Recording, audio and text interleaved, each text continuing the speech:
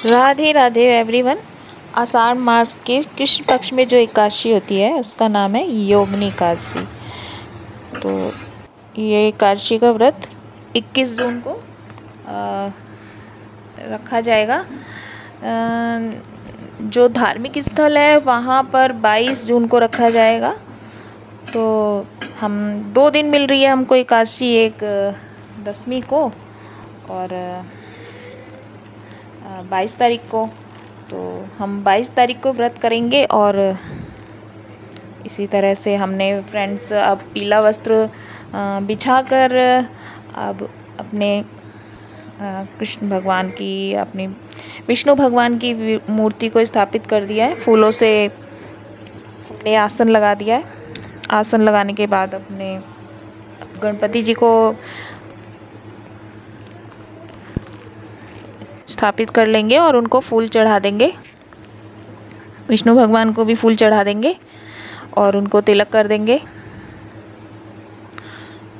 विष्णु भगवान को तिलक करेंगे और सभी जो भी उनकी सात प्रतिमा में हैं उनको भी तिलक कर देंगे और अपने ठाकुर जी को भी स्नान कराकर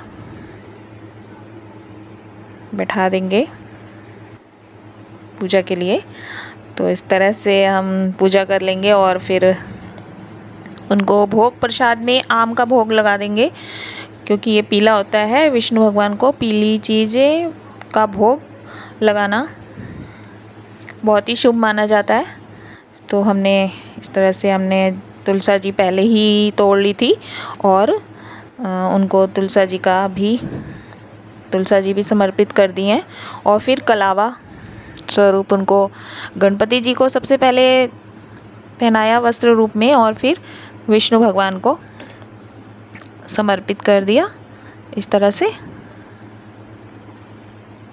तो भगवान विष्णु को हमने वस्त्र समर्पित कर दिया और थोड़े तिल ले लिए, फिर तिल उनको चढ़ा दिए विष्णु भगवान को और अपने लड्डू गोपाल को इस तरह से।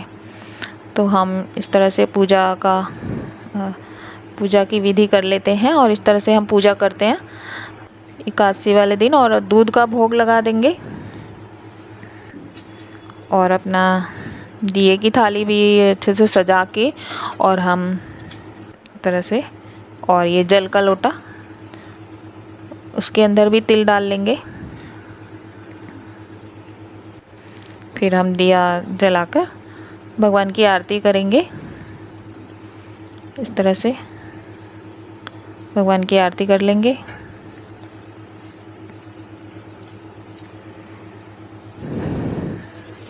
योगिनी एकादशी बहुत शुभ मानी जाती है, जो कि एकादशी का व्रत बहुत ही अच्छा होता है, जो कि हमें सभी को रखना चाहिए।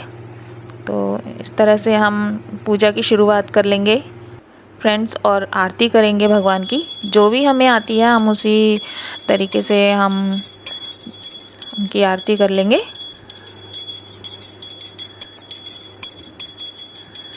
देखिए फ्रेंड्स, मैं इसी तरह से एकादशी का व्रत रखती हूँ और भगवान की आरती और पूजा इसी तरह करती हूँ। आप फ्रेंड्स कैसे करते हैं आप मुझे ज़रूर बताएं। और तिल और फूल लेकर भगवान की कथा इसी तरह से सुने और भगवान सभी को ही सुख समृद्धि और दें और मुझे भी। इस तरह से पूजा की शुरुआत होती है और जल का लोटा देकर से जल लेकर और उन पर ऐसे करके और भगवान से प्रार्थना करेंगे कि मेरा ये व्रत पूर्ण हो। राधे राधे फ्रेंड्स। मेरी पूजा इसी तरह होती है, आप किस तरह करते हो आप फ्रेंड्स ज़रूर बताएं। राधे राधे फ्रेंड्स।